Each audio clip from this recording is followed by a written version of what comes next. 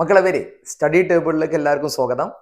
നമ്മൾ ഇന്ന് 10ാം class കെമിസ്ട്രിയിലെ 4ാമത്തെ 4th chapter വാതക നിയമങ്ങളും മോൾ സങ്കല്പനവും എന്ന് പറയുന്ന chapter, gas loss and mall concept എന്ന് പറയുന്ന ചാപ്റ്റർ. ഈ ചാപ്റ്ററിൽ കഴിഞ്ഞ SLC പരീക്ഷകൾക്കും SLC മോഡൽ എക്സാമിനും ചോദിച്ചിട്ടുള്ള ചോദ്യങ്ങളാണ് നമ്മൾ ഡിസ്കസ് ചെയ്തുകൊണ്ടേയിരിക്കുന്നത്. കഴിഞ്ഞ 3 ക്ലാസ്സുകളിലായിട്ട് നമ്മൾ കുറേയേറെ ചോദ്യങ്ങൾ ഡിസ്കസ് ചെയ്തു. ക്ലാസ്സുകളെല്ലാം നിങ്ങൾ കേട്ടിട്ടുണ്ടാവും എന്നാണ് കരുതുന്നത്. കൃത്യമായി കാര്യങ്ങൾ നോട്ട് ചെയ്തിട്ടുണ്ടാവും എന്ന് കരുതുന്നു. ഇത് നമ്മൾ ഈ സീരീസിലെ ഈ ചാപ്റ്ററിലെ അവസാനത്തെ പാർട്ട് 4 ആണ്. എന്ന് പറഞ്ഞാൽ ഇതിലെ കഴിഞ്ഞ 5 വർഷങ്ങളിലെ ചോദ്യങ്ങൾ ഡിസ്കസ് ചെയ്യുന്നതിൽ അവസാനത്തെ ക്ലാസ് ആണ് നമ്മൾ ഇന്ന് എടുക്കാൻ പോകുന്നത് കേട്ടോ മക്കളെ. അപ്പോൾ ഓരോ ക്ലാസ്സുകളും കൃത്യമായിട്ട് കാണുക, കൃത്യമായി നോട്ട് ചെയ്യുക, മനസ്സിലാക്കുക. ബാക്കിയുള്ള ചാപ്റ്ററുകളെ പോലെ തന്നെ ഈ ചാപ്റ്ററും ഈസി ആയിട്ട് പഠിക്കാനേ നമ്മളെ കൊണ്ടൊക്കെ പറ്റും. അപ്പോൾ നിങ്ങളൊന്ന് ക്ലാസ്സിൽ ശ്രദ്ധിച്ച് ആ പറയുന്ന കാര്യം കൃത്യമായി ഒന്ന് നോട്ട് ചെയ്താൽ തന്നെ, ഒന്ന് ശ്രദ്ധിച്ചിരുന്നാൽ തന്നെ ഈ ക്ലാസ് നിങ്ങൾക്ക് മനസ്സിലാവും, പരീക്ഷയ്ക്ക് ആൻസർ ചെയ്യാൻ കഴിയട്ടോ മക്കളെ. അപ്പൊ നമ്മള് വാതക നിയമങ്ങളും മോൾ സങ്കല്പനും എന്ന ചാപ്റ്ററിന്റെ 4th ടോപ്പിക്കിലേക്ക് പോവുകയാണ്. ഇനിയും study table YouTube channel subscribe ചെയ്യാത്ത ആരെങ്കിലും ഉണ്ടെങ്കിൽ ചാനൽ സബ്സ്ക്രൈബ് ചെയ്തിട്ട് വേഗം ക്ലാസ്സിലേക്ക് വരി. നമ്മൾ ആദ്യ ചോദ്യത്തിലേക്ക് പോവാം. 2022 മോഡൽ എക്സാമിന് ചോദിച്ചിട്ടുള്ള ചോദ്യം, 2022 SLCയുടെ മോഡൽ എക്സാമിന് ചോദിച്ചിട്ടുള്ള ചോദ്യമാണ്. സ്ഥിര താപനിലയിൽ, ഏതാ മക്കളെ? സ്ഥിര താപനില മീൻസ് അറ്റ് കോൺസ്റ്റന്റ് ടെമ്പറേച്ചർ. നമ്മൾ പറഞ്ഞ മക്കളെ, സ്ഥിര താപനില എന്ന് പറഞ്ഞാൽ ആ വാതക നിയമത്തിൽ, ആ ഗ്യാസ് ലോയില് താപനില ടെമ്പറേച്ചർ T എന്ന ലെറ്റർ ഉണ്ടാവില്ല. അപ്പൊ T ഇല്ലാത്ത ഏതാടാ? ബോയിൽസ് നിയമത്തിൽ അല്ലെ, ബോയിൽസ് ലോ അഥവാ ബോയിൽ നിയമത്തിൽ എന്തില്ല? T ഇല്ല, താപനില ഇല്ലല്ലോ. കാരണം താപനില സ്ഥിരമാണ്. അപ്പൊ താപനില സ്ഥിരമാണ്, ടെമ്പറേച്ചർ കോൺസ്റ്റന്റ് ആണെന്ന് പറഞ്ഞാൽ അപ്പൊ തന്നെ നമ്മൾ മനസ്സിൽ ഓർമ്മ വരണം, ഇവിടെ പറയാൻ പോകുന്നത് ഏതാണ്? ബോയിൽ നിയമമാണ്. ഒരു നിശ്ചിത മാസ വാതകത്തിന്റെ മർദ്ദവും വ്യാപ്തവും തമ്മിലുള്ള ബന്ധം പട്ടികയിൽ കൊടുത്തിട്ടുണ്ട്. ടേബിളില് പ്രഷറും വോളിയവും തമ്മിലുള്ള റിലേഷൻ ആണ് ഇവിടെ കാണിച്ചിട്ടുള്ളത്. മക്കളെ നോക്കിട്ടോ, പ്രഷർ 1 atm ആയ സമയത്ത്, പ്രഷർ 1 atm ആയ സമയത്ത് വോളിയം അഥവാ വ്യാപ്തം 200 ലിറ്റർ ആണ്. യൂണിറ്റ് ലിറ്ററോടെ കൊടുത്തിട്ടുണ്ട്. ഇവിടെ ATM എന്നാണ് യൂണിറ്റ് ആണ് മർദ്ദത്തിന് പ്രഷറിനുള്ളത്. അപ്പോ മർദ്ദം 1 atm ആവുമ്പോൾ വ്യാപ്തം 200 കേട്ടോ. അപ്പൊ നമുക്കറിയാം ബോയിൽ നിയമപ്രകാരം according to Boyle's law PV എന്ന് പറഞ്ഞ കോൺസ്റ്റന്റ് ആണ്. എടാ PV കോൺസ്റ്റന്റ് ആണ് എന്താ ഉദ്ദേശിക്കുന്നത്? ഇവിടെയുള്ള Pയും ഇവിടെയുള്ള Vയും അതെങ്ങനെ P മാറിയാലും V മാറിയാലും, P മാറിയാലും V മാറിയാലും ആ Pയും Vയും തമ്മിൽ ഗുണിച്ചാൽ കിട്ടുന്ന വാല്യൂ സെയിം ആയിരിക്കണം എന്ന് പറഞ്ഞത്. ഈ കോളത്തിൽ ഇത് 200 ആണ് മക്കളെ, അതൊക്കെ 200 ആവണടാ. അപ്പൊ നോക്കിട്ടോ, ഒന്നാമത്തത് 1 ഇൻറ്റു മർദ്ദം പ്രഷർ 1 atm, വ്യാപ്തം വോളിയം 200 ലിറ്റർ. അപ്പൊ 1 ഇൻറ്റു 200 ഈക്വൽ ടു 200. എന്നിട്ട് നമ്മളിവിടെ കാണാൻ പറഞ്ഞ എന്താ അറിയോ? ഇവിടെ ABC എന്നീ വിലകളെ കാണാൻ പറഞ്ഞ, ABC എന്ന വില ഇവിടെ A ഉണ്ട്, അതേപോലെ തന്നെ ഇവിടെ B ഉണ്ട്, ഇവിടെ എന്തുണ്ട്? C ഉണ്ട്. ഓക്കെ, അപ്പൊ അടുത്തത് നിങ്ങൾ നോക്കൂ, മർദ്ദം 1 ഉള്ളത് 2 ആക്കി, പ്രഷർ അഥവാ മർദ്ദം 1 atm ഉള്ളത് 2 atm ആക്കി എന്ന് പറഞ്ഞാൽ മർദ്ദം ഇരട്ടിയാക്കിയില്ലേ, പ്രഷർ ഡബിൾ ചെയ്തില്ലേ. അങ്ങനെ മർദ്ദം ഇരട്ടിയാക്കിയാൽ വ്യാപ്തം പകുതിയാവണ്ടേ, വോളിയം പകുതിയാവണ്ടേ, ഹാഫ് ആവണ്ടേ അല്ലെ? അപ്പൊ അതാണ് നമ്മൾ പറഞ്ഞ ബോയിൽസ് ലോ പ്രകാരം പ്രഷർ കൂടുമ്പോ നമ്മൾ പറഞ്ഞ ആ ഒരു കോഡ് ഓർമ്മയില്ല നിങ്ങൾക്ക്? നമ്മുടെ ബ്രോക്ക് പ്രഷർ കൂടുമ്പോ നമ്മൾ എന്ത് ചെയ്യും? വോളിയം കുറച്ചു കൊടുക്കും അല്ലെ? ബാക്കി ഇനിയിപ്പോ ചേട്ടന് ടെമ്പറേച്ചർ കൂടിയാലും അനിയൻ നമ്പർ ഇറക്കിയാലും ഒന്നും നമ്മൾ വോളിയം കുറക്കൂല, കൂട്ടിനെ ചെയ്യുള്ളൂ എന്നൊക്കെ പറഞ്ഞിട്ടുണ്ടായിരുന്നു. അപ്പൊ ഇവിടെ നമ്മൾ ബോയിൽസ് ലോ പഠിക്കുമ്പോൾ അതാ പഠിച്ചത്. അതായത് ബ്രോക്ക് പ്രഷർ കൂടിയാൽ നമ്മള് വോളിയം കുറച്ചു കൊടുക്കും എന്ന് പറഞ്ഞില്ലേ അല്ലെ? അപ്പൊ അതാണ് ഇവിടെ. അതായത് ഇവിടെ പ്രഷർ കൂടി 1 ഉള്ളത് 2 ആയി. അപ്പൊ എന്ത് ചെയ്യും? വോളിയം 200 ഉള്ള നേരെ പകുതിയാവണം മക്കളെ. എത്ര ആവണടാ? 100 ആവണം. അപ്പൊ 2 ഇൻറ്റു 100 200. ഓക്കെ അല്ലേ? ഓക്കെ അല്ലേ? അപ്പൊ നമുക്ക് എയുടെ വില കിട്ടിട്ടോ. ഇനി അടുത്ത മക്കളെ, ഇവിടെ നമുക്ക് പ്രഷർ തന്നിട്ടില്ല, B എന്ന് പറയുന്നത് കാണാൻ പറഞ്ഞു, പ്രഷർ തന്നിട്ടില്ല. ഇവിടെ 50 ഉണ്ട് മക്കളെ. അതായത് നമുക്ക് എപ്പോഴും PV എപ്പോഴും എന്താണ്? 200 കിട്ടണം എന്ന് ഉറപ്പാണ്. അപ്പൊ C എന്താണെന്നുള്ള ഈ ചോദ്യത്തിന് ഉത്തരം പെടുത്താനുണ്ട്. C 200 വരുള്ളൂ അല്ലെ? C എന്ന് പറഞ്ഞ PV അല്ലേ? PV എപ്പോഴും കോൺസ്റ്റന്റ് ആവണല്ലോ അല്ലെ? ഒരു ടേബിളില് PV കോളം മുഴുവൻ കോൺസ്റ്റന്റ് ആണ്, അപ്പോഴേ അത് ബോയിൽസ് ലോ ആവുള്ളൂ, ബോയിൽ നിയമം ആവുള്ളൂ. അപ്പൊ 50നെ എത്ര കൊണ്ട് ഗുണിച്ചാലാണ് 200 കിട്ടുക? 50നെ 1 കൊണ്ട് ഗുണിച്ചാൽ 50, 50നെ 2 കൊണ്ട് ഗുണിച്ചാൽ 100, 50നെ 4 ഗുണിച്ചാൽ എത്രയാണ്? 200 അല്ലെ? അതായത് 100 എന്ന വ്യാപ്തം 2 ATM ഉള്ളപ്പോൾ 100 എന്ന് വ്യാപ്തം നേരെ പകുതിയായി 50 എന്ന് പറഞ്ഞാൽ മർദ്ദം നേരെ എന്ത് ചെയ്തിട്ടുണ്ടാവും? കൂട്ടിയിട്ടുണ്ടാവൂലേ? വ്യാപ്തം പകുതിയായാൽ മർദ്ദം ഇരട്ടിയായിട്ടുണ്ടാവില്ല മക്കളെ. അപ്പൊ 2 ഉള്ളത് ഇവിടെ 4 ആയിട്ടുണ്ടാവും. അപ്പോ എയുടെ ആൻസർ 100 ആണ്, ബി എന്ന് പറയുന്നത് 4 ATM ആണ്, സി എന്ന് പറയുന്നത് 200 ആണ്. ഇവിടെ ഏത് വാതക നിയമമാണ് പ്രയോജനപ്പെടുത്തിയിട്ടുള്ളത്? Which gas law is applied here? നമ്മൾ പറഞ്ഞു താപനില സ്ഥിരമാണെങ്കിൽ, ടെമ്പറേച്ചർ കോൺസ്റ്റന്റ് ആണെങ്കിൽ ഏത് നിയമമാണ്? അത് ബോയിൽസ് ലോ ആണ്, ബോയിൽ നിയമമാണ്.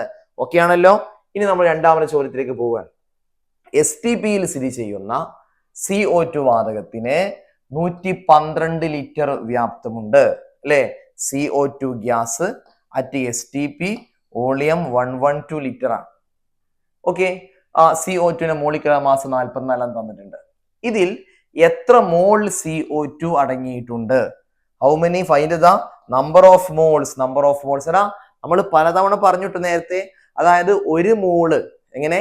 ഒരു മോള് എന്ന് പറഞ്ഞാൽ 3 കാര്യങ്ങൾ അറിഞ്ഞിരിക്കണം. ഒരു മോള് എന്ന വാക്ക് കേട്ടാൽ നമ്മൾ 10ാം ക്ലാസ്സിലെ കുട്ടികളായ നമ്മള് 3 കാര്യങ്ങൾ നമ്മൾ ഓർമ്മിക്കുക വേണം.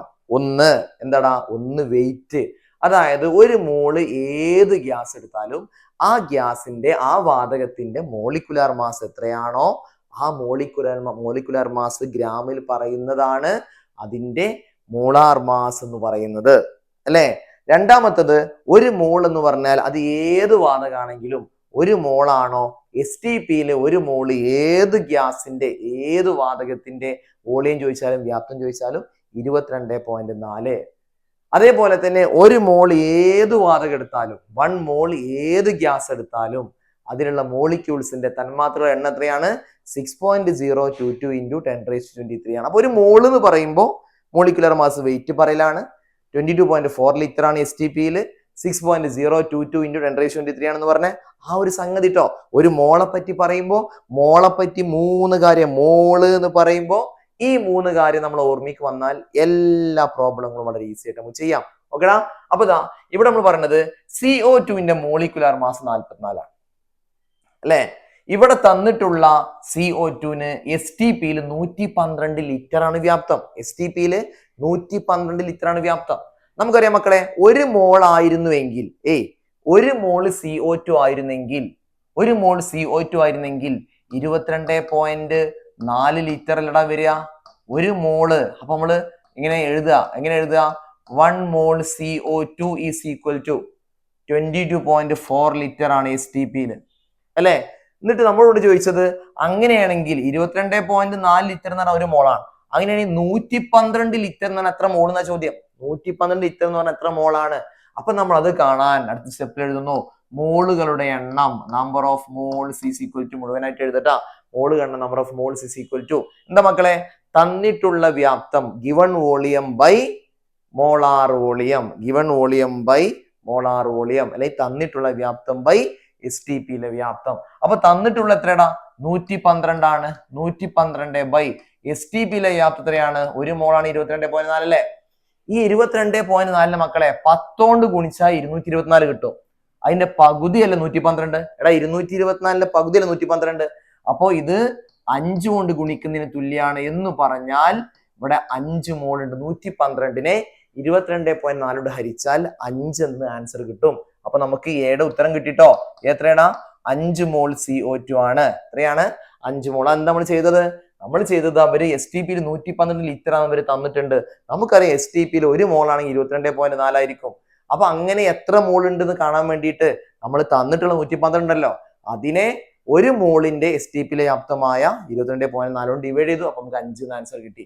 ബി ചോദ്യം, 112 ലിറ്റർ CO2 വാതകത്തിന്റെ മാസ് കാണുക. എടാ 112 ലിറ്റർ എന്ന് പറഞ്ഞാൽ 5 മോളാണ്. നമ്മളിപ്പോ കണ്ടില്ലേ? അപ്പൊ നമ്മൾ എഴുതുക എങ്ങനെ? 112 ലിറ്റർ CO2 സമം 5 മോള് എന്ന് എഴുതുക. ഓക്കെ, ബിയുടെ ഉത്തരം എഴുതണം കേട്ടോ. 5 മോൾ എന്ന് എഴുതുക. എന്നിട്ട് നമ്മോട് ചോദിക്കണത് അതിന്റെ മാസ് കാണാനാ മക്കളെ. ഒരു മോളാണെങ്കിൽ, CO2 ഒരു മോളാണെങ്കിൽ CO2ന്റെ മോളിക്കുലർ മാസ് എത്രടാ? 44 അല്ലേ? CO2ന്റെ മോളിക്കുലർ മാസ് 44 അല്ലേ നിങ്ങൾ ഈ കാണുന്നത്? ആണ്. അപ്പൊ 1 മോള് CO2 എന്ന് പറഞ്ഞാൽ 44 ഗ്രാം അല്ലേ? 1 മോള് CO2 പറഞ്ഞാൽ 44 ഗ്രാം അല്ലേ? അല്ലെ? അപ്പൊ 5 മോൾ CO2, 5 മോൾ CO2വിന്റെ മാസ്. അപ്പൊ അടുത്ത സ്റ്റെപ്പിൽ എഴുതാണ് 5 മോൾ CO2വിന്റെ mass. Mass of 5 moles of CO2. 5 mole CO2വിന്റെ മാസ് സമം ഇംഗ്ലീഷ് മീഡിയക്കാരെ എങ്ങനെ എഴുതാ? Mass of 5 moles of CO2 is equal to 5 × 5 × 44 സമം 220 ഗ്രാം എന്ന ആൻസർ കിട്ടി. എവിടുന്നാണ് ഈ 5 കിട്ടിയത്? 112 ലിറ്റർ ആണെന്ന് ഇവര് തന്നോണ്ട് നമുക്ക് 5 മോളാന്ന് കിട്ടി. എവിടുന്നാണ് ഈ 44 കിട്ടിയത്? അതായത് CO2ന്റെ മോളിക്കുലർ മാസ് 44 ആണ് തന്നിട്ടുണ്ട്. 44 ആണ് തന്ന അതിനർത്ഥം എന്താ? 1 മോള് CO2 എന്ന് പറഞ്ഞാൽ 44 ഗ്രാം ആണ്. 1 മോൾ CO2 പറഞ്ഞാൽ 44 ഗ്രാം ആണ്. അപ്പൊ 5 × 44 5 മോൾ ഉണ്ട് പറഞ്ഞാല് 1 മോൾ CO2വിന്റെ മാസ് 44 ആണെങ്കിൽ 5 മോൾ CO2 ഉണ്ടെങ്കിൽ 5 × 44 സമം 220 എന്ന് നമുക്ക് ആൻസർ കിട്ടി. സി, ഇതിൽ അടങ്ങിയിരിക്കുന്ന CO2 തന്മാത്രകളുടെ എണ്ണം. എടാ number of molecule. How many molecules? മോളിക്യൂൾസിന്റെ എണ്ണം മക്കളെ 1 മോൾ ആണെങ്കിൽ അടുത്ത സ്റ്റെപ്പ് സിയുടെ ആൻസർ എഴുതട്ടെ. സിയുടെ ആൻസർ എഴുതാൻ first 1 mole CO2, 1 mole CO2 സമം 6.022 × 10⁻23 തന്മാത്രകൾ. ഇംഗ്ലീഷിലാണ് മോളിക്യൂൾസ് എന്ന് എഴുതും അല്ലെ? എത്ര മോൾ ഉണ്ട് മക്കൾ ഇവിടെ? എത്ര മോൾ ഉണ്ടടാ? 5 മോളില്ലേ? അപ്പൊ അടുത്ത വരിയിൽ എഴുതുന്നു. അടുത്ത വരിയിൽ അതുകൊണ്ട് 3 കുത്ത്. അതുകൊണ്ട് 5 മോൾ CO2, 5 മോൾ CO2 സമം എത്രയാടാ? 5 × 6.022 × 10⁻23 തന്മാത്രകൾ. ഇവിടെ 5 മോൾ ആയതുകൊണ്ട് 5 × 6.022 × 10⁻23 തന്മാത്ര ഉണ്ടാവും. 1 മോൾ ആണെങ്കിൽ 6.022 × 10⁻23 തന്മാത്രകളാണ്, മോളിക്യൂൾസ് ആണ്. 5 മോൾ ആവുമ്പോ 5 × 6.022 × 10⁻23 മോളിക്യൂൾസ് തന്മാത്രകളാണ് ഉണ്ടാവുക. സിമ്പിൾ ആണ് മക്കളെ. ഒരു മോൾ എന്ന ആശയം പറയുമ്പോൾ ആ മോൾ എന്ന് പറയുന്ന കോൺസെപ്റ്റ് പഠിക്കുമ്പോൾ 3 കാര്യങ്ങൾ. മോളിക്കുലർ മാസ് ഗ്രാമിൽ പറയുന്നതാണ് 1 മോള്. STPയിൽ 22.4 ലിറ്റർ ആണ്. 6.022 × 10⁻23 ആണ് 1 മോൾ എന്ന് പറഞ്ഞാൽ. എന്ന് കിട്ടിക്കഴിഞ്ഞാൽ എന്നൊരു കോൺസെപ്റ്റ് അറിയുമെങ്കിൽ നിങ്ങൾക്ക് എത്ര മോള് തന്നാലും അതിനെ മൾട്ടിപ്ലൈ ചെയ്ത് കഴിഞ്ഞാൽ അതിന്റെ ലിറ്റർ STPയിലെ വ്യാപ്തവും തന്മാത്ര എണ്ണം ഒക്കെ കിട്ടും കേട്ടോ. ഓക്കെ, നമ്മൾ 3ാമത്തെ ചോദ്യത്തിലേക്ക് പോണേ. 2 ATM മർദ്ദത്തിൽ സൂക്ഷിച്ചിരിക്കുന്ന ഒരു നിശ്ചിത മാസ് വാതകത്തിന്റെ വ്യാപ്തം 100 ലിറ്റർ ആണ്. താപനില വ്യത്യാസപ്പെടുത്താതെ ടെമ്പറേച്ചർ കോൺസ്റ്റന്റ്, താപനില സ്ഥിരമാണ്.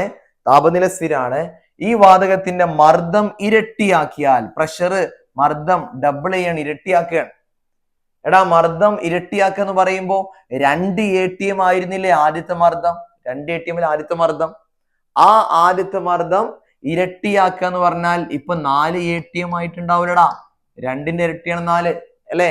അപ്പൊ ആദ്യത്തെ മർദ്ദം P1 സമം 2 ATM. ഓക്കെ, ആദ്യത്തെ വ്യാപ്തം V1 സമം 100 ലിറ്റർ. രണ്ടാമത്തെ മർദ്ദം P2 സമം 4 ATM എങ്കിൽ പുതിയ വ്യാപ്തം V2 ആണ് കാണാൻ ചോദിച്ചത്. മക്കളെ നോക്കടാ, ഇത് നമുക്ക് ഇക്വേഷൻ കൊടുത്ത് ചെയ്യേണ്ട ആവശ്യമൊന്നും ശരിക്കില്ല അല്ലെ? P1 V1 is equal to P2 ഇത് ചെയ്യേണ്ട ആവശ്യമില്ല. കാരണം ഇവിടെ നോക്കിങ്ങള് ആദ്യത്തെ മർദ്ദം 2 ATM ആണ്. മർദ്ദം ഇരട്ടിയാക്കി മക്കളെ, അല്ലെ? ഇരട്ടിയാക്കിയാൽ 2 4 എടാ മർദ്ദം പ്രഷർ ഇരട്ടിയാക്കി കഴിഞ്ഞാൽ വോളിയം പകുതിയാവൂലേ? അതല്ലേ ഇൻവേഴ്സ്ലി പ്രൊപ്പോർഷണൽ, വിപരീത അനുപാതം എന്ന് പറഞ്ഞു കഴിഞ്ഞാൽ. അപ്പോ ഇവിടെ മർദ്ദം കൂട്ടി, മർദ്ദം 2 4 മാറ്റി, മർദ്ദം ഇരട്ടിയാക്കിയാൽ വ്യാപ്തം പകുതിയാവും. 100ന് പകരം എത്ര ആവടാ? അതിന്റെ പകുതി 50 ലിറ്റർ ആവും. ഇനി അത് കാണാൻ പ്രയാസമുള്ളവരുണ്ടെങ്കിൽ എന്ത് ചെയ്യാ? നമ്മളെ സമവാക്യത്തിൽ കൊടുക്കുക. എങ്ങനെ മക്കളെ? P1 V1 is equal to P2 V2. എത്ര മക്കളെ? P1 2, V1 എത്രയാടാ? 100 സമം P2 എത്രയാണ്? 4. V2 കാണാൻ പറഞ്ഞു അല്ലെ? V2 അവിടെ നിർത്തുക, അവരെ അങ്ങോട്ട് കൊണ്ടുവരാ. 2 × 100 സമം 200 ബൈ ആ 4 അങ്ങോട്ട് കൊണ്ടുവന്നാൽ ബൈ 4 സമം V2. ഇവിടെ 200/4 എന്ന് പറഞ്ഞാൽ എത്ര answer? that is equal to 50. ഇവിടെ എന്താ യൂണിറ്റ് മക്കളെ? ലിറ്റർ അല്ലേ? ഇവിടെ വ്യാപ്തത്തിന്റെ യൂണിറ്റ്, വോളിയത്തിന്റെ യൂണിറ്റ്. അപ്പൊ ഇവിടെയും ലിറ്റർ, 50 ലിറ്റർ. ഇനി അടുത്ത് പട്ടിക പൂർത്തിയാക്കാനാണ്, ടേബിൾ കംപ്ലീറ്റ് ചെയ്യാൻ അടുത്ത ചോദ്യം കേട്ടോ. ഇവിടെ GMM എന്ന വാക്കാണ് മക്കളെ, പഴയ വാക്കാണ് GMM. പുതിയ വാക്ക് എന്താണ്? മോളാർ മാസ് എന്നാണ് പുതിയ വാക്ക് കേട്ടോ. മോളാർ മാസ് എന്ന് മാത്രമാണ് നമ്മൾ ടെക്സ്റ്റ് പറയുന്നത്. നമ്മുടെ ടെക്സ്റ്റിൽ GMM എന്ന വാക്ക് പറയണില്ല. ഇനി ആ വാക്ക് തരുമോ ഇല്ലയോ എന്ന് വെച്ച് കഴിഞ്ഞാൽ അതൊക്കെ ചോദ്യം ഇടുന്ന ആൾക്കാർക്ക് അനുസരിച്ചിരിക്കും. ഒരു അന്തം കുന്തം ഇല്ലാത്തവന് പുതിയ ടെക്സ്റ്റിലുള്ള ഇങ്ങനെ ഒരു വാക്ക് GMM എന്ന വാക്ക് പുതിയ ടെക്സ്റ്റ് കൊടുത്തിട്ടില്ല എന്ന് അറിയാത്ത ഏതെങ്കിലും ആളുകൾ ഉണ്ടെങ്കിൽ അവരുടെ ചിലപ്പം GMM എന്ന വാക്ക് വരും കേട്ടോ. ഓക്കെ, അപ്പോ O2വിന്റെ മോളാർ മാസ്, O2വിന്റെ മോളാർ മാസ് എന്ന് പറയുന്നത് 36 മക്കളെ. O2വിന്റെ മോളിക്കുലർ മാസ് 36 കേട്ടോ, 32 അവിടെ ചോദ്യത്തിൽ തെറ്റിയതാണ്, 32. മാസ് ഗ്രാമിൽ ഇവിടെ തരുന്നത് തിരുത്തണേ, 320 മാസ് തന്നു. മാസ് എത്ര തന്നടാ? 320 തന്നു. അങ്ങനെ 320 തന്നിട്ട് ഇങ്ങോട്ട് ചോദിക്കാണ് എത്ര മോൾ ഉണ്ട് എന്ന്. എടാ ശ്രദ്ധിക്കണേ, O2വിന്റെ മോളിക്കുലർ മാസ് എത്ര? 32. മോളിക്കുലർ മാസ് എത്ര? 32. അപ്പൊ ഒരു മോൾ O2 എന്ന് പറഞ്ഞാൽ എത്ര ഗ്രാം ആയിരിക്കും? 32 ഗ്രാം അല്ലെ? മോളിക്കുലർ മാസ് ഗ്രാമിൽ പറഞ്ഞാലേ ഒരു മോൾ ആവുക. ഒരു മോളിനെ കുറിച്ച് 3 കാര്യങ്ങൾ ഓർക്കണം. ഒന്ന് വെയിറ്റ് എന്ന് പറഞ്ഞാൽ മോളിക്കുലർ മാസ് ഗ്രാമിൽ പറയുന്നതിന് തുല്യാണ് അല്ലെ? അപ്പൊ ഇവിടെ എന്താണ്? 32ന് പകരം 320 ഗ്രാം എന്ന് പറഞ്ഞു കഴിഞ്ഞാൽ മക്കളെ എടാ എത്ര മോൾ ഉണ്ടാവും? അപ്പൊ ഈ തന്നിട്ടുള്ള 320നെ 32 കൊണ്ട് ഹരിച്ചാ പോരെ? അപ്പൊ ആൻസർ എത്ര കിട്ടും? 10 മോള്. മക്കളെ 10 മോൾ ആണെങ്കിൽ STPയിലെ വ്യാപ്തം, വോളിയം STP എന്ന് പറഞ്ഞാൽ 10 × 22.4 ആവൂലേ? അതാണ് മക്കളെ ഇവിടെ തന്നിട്ടുള്ള എത്ര? 224. ശരിയാണ് അല്ലെ? അടുത്തത് NH3 മോളിക്കുലർ മാസ് 17. നമുക്കിവിടെ എന്താ തന്നിട്ടുള്ളത്? മാസ് ഗ്രാമിന് തന്നിട്ടില്ല, പക്ഷെ മോള് തന്നു കേടാ. 5 മോളും തന്നു. 5 മോള് മക്കളെ. 1 മോളാണെങ്കിൽ 17 ഗ്രാം ആയിരിക്കും അല്ലെ? 1 മോള് എന്ന് പറഞ്ഞാൽ ഈ മോളിക്കുലർ മാസ് ഗ്രാമിൽ പറഞ്ഞാൽ പോരെ അല്ലേ? അപ്പോ 1 മോള് എന്ന് പറഞ്ഞാൽ 17 ഗ്രാം ആയിരിക്കും. അപ്പോ 5 മോള് എന്ന് പറഞ്ഞാൽ എത്ര ഗ്രാം ഉണ്ടാവും? 5 × 17. 5 × 17 എന്ന് പറഞ്ഞാൽ 85. 85 എന്ന ആൻസർ കിട്ടും. ഓക്കെ, അപ്പോ STPയിലെ വ്യാപ്തമോ? STPയിലെ വ്യാപ്തം എന്ന് പറഞ്ഞാൽ 5 മോള്. 5 × 22.4 ഇവിടെ തന്നിക്കുന്നത് അത്രയാണ്, 112. ശരിയാണ്, 112. അടുത്ത നോക്കൂ മക്കളെ, CO2വിന്റെ മോളിക്കുലർ മാസ് ഇവിടെ തന്നിട്ടില്ല. മാസ് ഗ്രാമിൽ എന്ന് പറയുമ്പോൾ 2 മോള് തന്നിട്ടുണ്ട് മക്കളെ. 2 മോള് 2 മോളാവുമ്പോ 88ആണ്. 2 മോളാവുമ്പോ 88ആണ് മക്കളെ. 1 മോൾ അപ്പൊ എത്ര അവിടെ? 2 മോള് 88 ആണെങ്കിൽ 1 മോള് എന്ന് പറഞ്ഞാൽ 88ന്റെ പകുതി ആവൂലേ അല്ലെ? മോളിക്കുലർ മാസ് എത്രയാണോ അത്രയാണ്, അത്രയും ഗ്രാമാണ് 1 മോൾ. ആ മോളിക്കുലർ മാസ് ഇവിടെ തന്നിട്ടില്ല. ഇവിടെ പറഞ്ഞിട്ടുണ്ട് 2 മോളാണ്. 2 മോളാവുമ്പോ എത്ര ഉണ്ട് വെയിറ്റ്? 88 ഗ്രാം ഉണ്ട്. മാസ് ഗ്രാമിൽ എന്ന് പറയുന്നുണ്ട് 88 ഗ്രാമാണ്. 88 ഗ്രാം എന്ന് പറഞ്ഞാൽ 2 മോളാടാ. അപ്പൊ 1 മോൾ എന്ന് പറഞ്ഞാൽ എത്ര? 88ന്റെ പകുതി എത്ര? 44. അപ്പൊ 44ആണ് ഇതിന്റെ മോളാർ മാസ്. 44ആണ് ഇതിന്റെ മോളാർ മാസ്. ഓക്കെ, അപ്പൊ 2 മോളാവുമ്പോ 2 × 44 88. കറക്റ്റ് അല്ലേ? STPയിലെ വ്യാപ്തം 2 × 2 മോളായതുകൊണ്ട് STPയിലെ വ്യാപ്തം 2 × 22.4 സമം 44.8. അടുത്തത് HCl 36.5. ഓക്കെ, അതിന്റെ മാസ് ഇവിടെ തന്നിട്ടുള്ളതോ 73 മക്കളെ. അതിന്റെ മോളിക്കുലർ മാസ് 36.5 ആണ് എന്ന് പറഞ്ഞാൽ 1 മോള് എന്ന് പറഞ്ഞാൽ 36.5 ഗ്രാം ആവും. അപ്പോ അതിന്റെ നേരെ ഇരട്ടി 2 മോളാണ്. അപ്പൊ അതുകൊണ്ട് അതിന്റെ മോളിക്കുലർ മാസ് 2, അതിന്റെ ഗ്രാം മാസ് എന്ന് പറഞ്ഞ 2 × 36.5 അല്ലെ? 1 മോള് എന്ന് പറഞ്ഞാൽ 36.5. അപ്പൊ 2 മോള് എന്ന് പറഞ്ഞാൽ 2 × 36.5. അതാണ് 73 തന്നത്. അപ്പൊ 2 മോളാകുമ്പോ STPയിലെ വ്യാപ്തം എത്ര? 2 × 22.4. അത്ര മക്കളെ? 44.8. അപ്പൊ നമുക്ക് എല്ലാം കിട്ടി അല്ലെ? നമുക്ക് ഇവിടെ തരാതിരുന്ന എന്തൊക്കെയായിരുന്നു? ഇവിടെ നമുക്ക് 10 എന്ന ആൻസർ കിട്ടി. അതേപോലെ ഇവിടെ B 85 എന്ന ആൻസർ കിട്ടി. ഓക്കെ, അതേപോലെ തന്നെ ഇവിടെ C 44. ഇവിടെ തന്നിട്ടുള്ള 2 മോൾ 88 എന്ന് പറഞ്ഞപ്പോ 1 മോള് 44 കിട്ടി. അതേപോലെ തന്നെ അപ്പൊ നമുക്ക് ഇവിടെ D കിട്ടി അല്ലെ? കാരണം 2 മോളാന്ന് കിട്ടിയോണ്ട് 2 × 22.4 44.8. മക്കളെ ഇത് വലിയ കൺഫ്യൂഷൻ ഇല്ലാതെ നിങ്ങൾക്ക് ക്യാച്ച് ചെയ്യാൻ പറ്റുമെന്ന് പറഞ്ഞാൽ ഈ ചാപ്റ്റർ കൊണ്ട് പഠിച്ചു എന്നർത്ഥം. വലിയ സംശയമൊന്നും ഇല്ലാതെ ഈ കാര്യങ്ങൾ മനസ്സിലാവുന്നുണ്ട് തന്നെ. പഠിച്ചപ്പണ്ട് കാണാൻ പഠിച്ചു എന്നുള്ളതല്ല, നിങ്ങൾക്ക് മനസ്സിലാവുന്നുണ്ട് പറയണമെന്നുണ്ടെങ്കിൽ നമ്മളെ കൊണ്ട് കൂളായിട്ട് പഠിക്കാൻ പറ്റും. അപ്പൊ ആ ലെവലിൽ ഇരുന്നാൽ മതി കേട്ടോ. ഓക്കെ, ദെൻ 4ാമത്തെ ചോദ്യത്തിലേക്ക് പോകണേ. ദ്രാവകാവസ്ഥയിലും വാതകാവസ്ഥയിലും സ്ഥിതി ചെയ്യുന്ന ഒരു പദാർത്ഥത്തിന്റെ താഴെ പറയുന്നവ താരതമ്യം ചെയ്യുക. എന്തൊക്കെ? 1 ഊർജം താരതമ്യം ചെയ്യണം. 2 തന്മാത്ര തമ്മിലുള്ള ആകർഷണ ബലം. മൂന്ന് തന്മാത്രകളുടെ ചലന സ്വാതന്ത്ര്യം. ഈ മൂന്ന് കാര്യങ്ങൾ നിങ്ങൾ എന്ത് ചെയ്യണം? കമ്പയർ ചെയ്യണം. ഏതൊക്കെ? ദ്രാവകത്തിൽ ഇതെന്തായിരിക്കും, വാതകത്തിൽ ഇതെങ്ങനെയായിരിക്കും, അല്ലെ? Compare the following properties of substance which exist in liquid state and gas state. Liquid സ്റ്റേറ്റിലുള്ള സമയത്ത് എനർജി എങ്ങനെയായിരിക്കും? ലിക്വിഡ് സ്റ്റേറ്റിലെ അട്രാക്റ്റീവ് ഫോഴ്സ് ബിറ്റ്വീൻ മോളിക്യൂൾസ് എങ്ങനെയായിരിക്കും? ലിക്വിഡ് സ്റ്റേറ്റിൽ ഫ്രീഡം ഓഫ് മൂവ്മെന്റ് എങ്ങനെയായിരിക്കും? അതേപോലെ തന്നെ അത് ഗ്യാസ് സ്റ്റേറ്റിലാണെങ്കിൽ ഈ പറഞ്ഞ കാര്യം എന്തായിരിക്കും? നമുക്കറിയാം മക്കളെ, നോക്കൂ. അതായത് വാതകാവസ്ഥയാണെങ്കിൽ ഊർജം വളരെ കൂടുതലായിരിക്കും, അല്ലെ? അപ്പൊ ഊർജം എന്ന് എഴുതിയിട്ട് നമ്മൾ എന്ത് ചെയ്യും? വാതകാവസ്ഥ എന്ന് എഴുതുക, അല്ലെ? മലയാളം മീഡിയക്കാരെ ആൻസർ എഴുതുമ്പോ ഇപ്പൊ ദ്രാവകാവസ്ഥ എഴുതാം ആദ്യം, അല്ലെങ്കിൽ വാതകാവസ്ഥ. ദ്രാവകാവസ്ഥ എന്ന് എഴുതിയിട്ട് ദ്രാവകാവസ്ഥയിൽ നമുക്കറിയാം, ഇംഗ്ലീഷ് മീഡിയം ആണെങ്കിൽ എന്ത് ചെയ്യുക? ലിക്വിഡ് സ്റ്റേറ്റ് എന്ന് എഴുതട്ടാ. ലിക്വിഡ് സ്റ്റേറ്റ് എന്ന് എഴുതാം. ലിക്വിഡ് സ്റ്റേറ്റ് എന്ന് എഴുതിയിട്ട് ലിക്വിഡ് ആകുമ്പോ, ദ്രാവകമാകുമ്പോ ഈ തന്മാത്ര അടുത്താവില്ല സ്ഥിതി ചെയ്യാം. വാതകം ഗ്യാസ് ആകുമ്പോൾ ഒരുപാട് ദൂരെ സ്ഥിതി ചെയ്യാം, അല്ലെ? അപ്പൊ ദ്രാവകമാകുമ്പോ തന്മാത്രകൾ അടുത്താവും സ്ഥിതി ചെയ്യാം. മോളിക്യൂൾസ് അടുത്തായിരിക്കും സ്ഥിതി ചെയ്യാം. ഖരമാവുമ്പോ തൊട്ടാണ് സ്ഥിതി ചെയ്യുക. അതായത് പിന്നെ തീരെ സ്പേസ് ഇല്ല. ദ്രാവകമാകുമ്പോ, ലിക്വിഡ് ആകുമ്പോൾ കുറച്ച് സ്പേസ് ഉണ്ടാവും, അല്ലെ? വാതകം ഗ്യാസ് ആകുമ്പോൾ നല്ല സ്പേസ് ഉണ്ടാവും. അപ്പോ നമ്മൾ ദ്രാവകാവസ്ഥയിൽ പറയുകയാണെങ്കിൽ, അഥവാ ലിക്വിഡ് സ്റ്റേറ്റ് എന്ന് പറയാൻ അണ്ടർലൈൻ ചെയ്യാൻ, ദ്രാവകാവസ്ഥ അണ്ടർലൈൻ ചെയ്യുക. തന്മാത്രകൾ തമ്മിലുള്ള ആകർഷണ ബലം, തന്മാത്രകൾ തമ്മിലുള്ള ആകർഷണ ബലം അടുത്താകുമ്പോ ആകർഷണ ബലം കൂടുതൽ എന്ന് എഴുതുക. ദ്രാവകാവസ്ഥയിലെ ഒന്നാമത്തെ പോയിന്റ് കേട്ടോ. ലിക്വിഡ് സ്റ്റേറ്റിലെ ഒന്നാമത്തെ പോയിന്റ് എന്തെഴുതാ? തന്മാത്രകൾ തമ്മിലുള്ള ആകർഷണ ബലം എന്തെഴുതാ മക്കളെ? അതായത് attractive force between molecules is high. Molecules തമ്മിൽ അട്രാക്ഷൻ കൂടുതലാണ്, കാരണം ഇവർ അടുത്താണ്. അടുത്താവുമ്പോ ആകർഷണം കൂടും, ദൂരെയാവുമ്പോഴല്ലേ ആകർഷണം അട്രാക്ഷൻ കുറയാം. ഇനി അടുത്തത്, അങ്ങനെ ആകർഷണ ബലം കൂടുതലാകുമ്പോ ഇവർക്ക് തോന്നിയ മാതിരി ചലിക്കാൻ പറ്റും മക്കളെ? തോന്നിയ മാതിരി മൂവ് ചെയ്യാൻ പറ്റും ഇവർക്ക്? ഇല്ല. അപ്പൊ ഇവിടെ രണ്ടാമത്തെ പോയിന്റ് എഴുതുക, തന്മാത്രകളുടെ ചലന സ്വാതന്ത്ര്യം കുറവ്. ദ്രാവകാവസ്ഥയിൽ രണ്ടാമത്തെ പോയിന്റ് എഴുതുക, തന്മാത്രകളുടെ ചലന സ്വാതന്ത്ര്യം കുറവ്. കാരണം ആകർഷിച്ച് നിൽക്കുന്നതുകൊണ്ട് ഇവർക്ക് തോന്നിയ പോലെ ചലിക്കാൻ പറ്റൂല എന്നുള്ളതുകൊണ്ട് ഇവർക്ക് ഊർജവും കുറവാണ്. മൂന്നാമത്തെ പോയിന്റ്, ദ്രാവകാവസ്ഥയിൽ ലിക്വിഡ് സ്റ്റേറ്റിൽ മൂന്നാമത്തെ പോയിന്റ്, ഊർജം കുറവ്.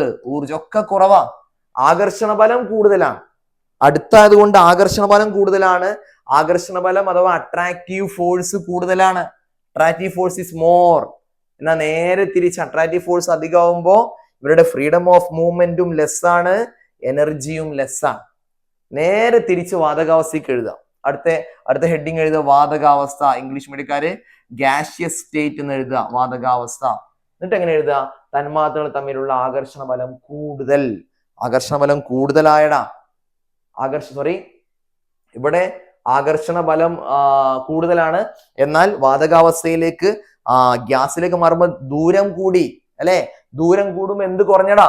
ആകർഷണ ബലം കുറവ്. വാതകാവസ്ഥയിൽ ആകർഷണം കുറവ്, കാരണം ഒരുപാട് ദൂരെയാണ്. രണ്ട് കാന്ത മാഗ്നറ്റുകൾ അടുത്തടുത്ത് നിൽക്കുമ്പോൾ നല്ല ആകർഷിക്കുക.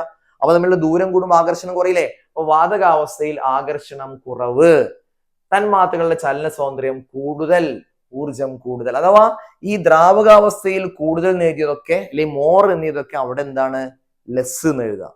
ഓക്കെ, ഇവിടെ കുറവ് പറയണത്, ദ്രാവകാവസ്ഥയിൽ കുറവ് ലെസ് എന്ന് എഴുതിയതൊക്കെ അവിടെ എന്തായിരിക്കും? മോർ ആയിരിക്കും. ഇതാണ് വ്യത്യാസം കേട്ടോ.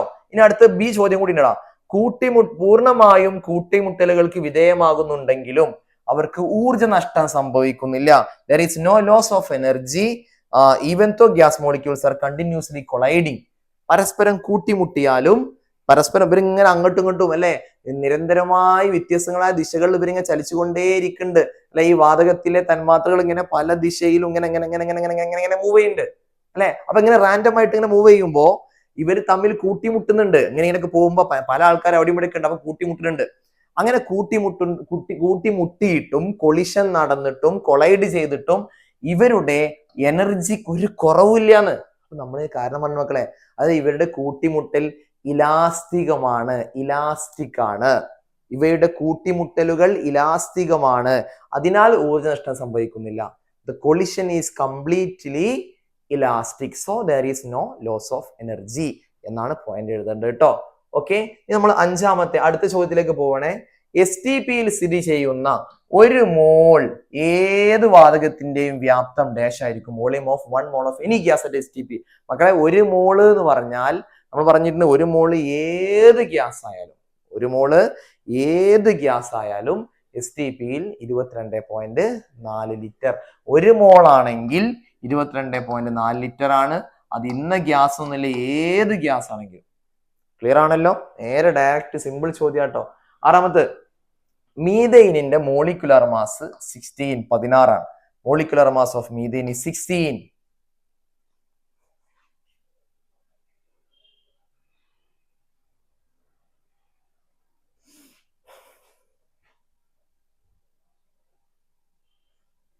Then 1 GMM, മക്കളെ 1 GM എന്ന് പറഞ്ഞാൽ 1 മോളാടാ. 1 മോള് അഥവാ 1 molar mass. What is the mass of 1 GM എന്ന് പറഞ്ഞാൽ 1 മോള് അല്ലെങ്കിൽ 1 മോളാർ മാസ് എന്നൊക്കെ പറയട്ടോ. ഒരു GMM CH4ന്റെ മാസ് എത്ര മക്കളെ? എടാ ഒരു മോള് എന്ന് നമ്മൾ എന്താ പറഞ്ഞത്? ഫസ്റ്റ് പറഞ്ഞ കാര്യം, ഒരു മോള് എന്ന് പറഞ്ഞാൽ എത്രയാണോ അതിന്റെ മോളിക്കുലാർ മാസ് അത്രയും ഗ്രാം ആയിരിക്കും അതിന്റെ മാസ്, അല്ലെ? എന്ന് പറഞ്ഞ അവിടെ തന്നില്ലേ, മീഥൈന്റെ മോളിക്കുലാർ മാസ് എത്രയാണ്? 16 ആണ്. മീഥൈന്റെ മോളിക്കുലാർ മാസ് എത്രയാണ്? 16 ആണ്. അപ്പൊ ഒരു മോൾ മീഥൈൻ എന്ന് പറഞ്ഞാൽ മോളിക്കുലാർ മാസ് ഗ്രാമിൽ പറയുന്നതിന് തുല്യം, അഥവാ 16 അല്ലെ മോളിക്കുലാർ മാസ്. അപ്പൊ ഒരു മോള് മീഥൈനിന്റെ മോളിക്കുലാർ മാസ് 16 ആണെങ്കിൽ ഒരു മോൾ മീഥൈൻ എന്ന് പറഞ്ഞാൽ അതിന്റെ മാസ് 16 ഗ്രാം ആണ്. മോളിക്കുലാർ മാസ് ഗ്രാം പറഞ്ഞാൽ മതി. ഓക്കെ, അപ്പൊ ഒരു GMM CH4ന്റെ മാസ് എത്ര? Answer 16 gram. 16 gram. 160 gram CH4 അടങ്ങിയിരിക്കുന്ന മോൾ തന്മാത്രകളുടെ എണ്ണം കാണുക. മക്കളെ, നമ്പർ ഓഫ് മോൾ മോളിക്യൂൾസ് എന്ന് പറഞ്ഞാൽ മോൾ തന്നെയാണ്, വേറെ ഒന്നുമല്ല. വെറും മോളിക്യൂൾ എന്ന് മാത്രം പറയുമ്പോൾ നമ്മൾ 6.022 × 10⁻³ പോകുള്ളൂ കേട്ടോ. അതല്ലാതെ മോൾ തന്മാത്ര എന്ന് പറഞ്ഞാൽ ഇത് ഉദ്ദേശിക്കുന്നത് മോൾ തന്നെയാടാ.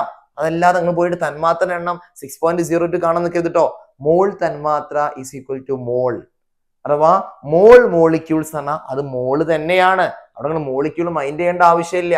അപ്പൊ 160 ഗ്രാം CH4 എന്ന് പറഞ്ഞാല് എത്ര മോളാണെന്ന് കാണുക. നമുക്കറിയാം ഒരു മോള് എന്ന് പറഞ്ഞാൽ 16 ഗ്രാം ആണ്, അല്ലെ? അപ്പൊ മലയാളം പഠിക്കാൻ നമ്മൾ എഴുതുന്നു എന്ത്? ഒരു മോള് 1 mole CH4 is equal to 16 gram. English പഠിക്കാരെ 1 mole CH4 is equal to 16 gram. Therefore അതുകൊണ്ട് ഇവിടെ എത്ര ഗ്രാം ഉണ്ടടാ? 160 gram. 160 gram CH4 is equal to 160 divided by 16, that is equal to 10 mole. 10 മോള് എന്ന് ആൻസർ കിട്ടി. ഒരു മോള് CH4ന്റെ മാസ് 16 ഗ്രാം ആണ്. നമുക്കിവിടെ തന്ന ഗ്രാം എത്രയാടാ? 160. ഒരു മോള് CH4 ആണെങ്കിൽ വെറും 16 ഗ്രാമേ ഉണ്ടാവുള്ളൂ. 160 ഗ്രാം CH4 എന്ന് പറഞ്ഞാൽ 160/16 സമം 10 മോള് എന്ന് ആൻസർ കിട്ടും. അടുത്തത് 5 × 6.022 × 10⁻23 CH4 തന്മാത്രകളുടെ മാസ് എത്ര? എടാ ഇങ്ങനെ 6.022 × 10⁻23 എന്നതിന് മുമ്പില് ഒരു നമ്പർ കൊണ്ട് മൾട്ടിപ്ലൈ ചെയ്തിട്ടുണ്ട്, ഗുണിച്ചിട്ടുണ്ടെങ്കിൽ ഇതാണ് ഇവിടെയുള്ള മോളുകളുടെ എണ്ണം. ഇതാണ് ഇവിടെയുള്ള മോളുകളുടെ എണ്ണം. അതായത് ഇത് 5 മോളാണ്. നമ്മൾ ചോദിക്കുന്നത് 5 മോള് CH4ന്റെ മാസ് എത്ര? അപ്പൊ നമ്മൾ എഴുതുന്നു എന്ത്? ഒരു മോള് CH4 എന്ന് പറഞ്ഞാൽ എത്രയാണ് മാസ്? ഒരു മോളാണെന്ന് പറഞ്ഞാൽ CH4ന്റെ മോളിക്കുലാർ മാസ് ഗ്രാമിൽ പറയുന്നതിന് തുല്യല്ലേ? ഒരു മോൾ CH4 എന്ന് പറഞ്ഞാൽ 16 ഗ്രാം ആണ്.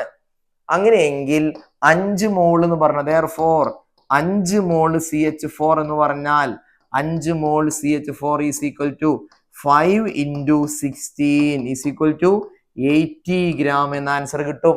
80 gram. What is the mass of 5 × 6.022 × 10⁻23 എന്നാല് ഇതിന് 5 മോൾ എന്ന് ആൻസർ കിട്ടി.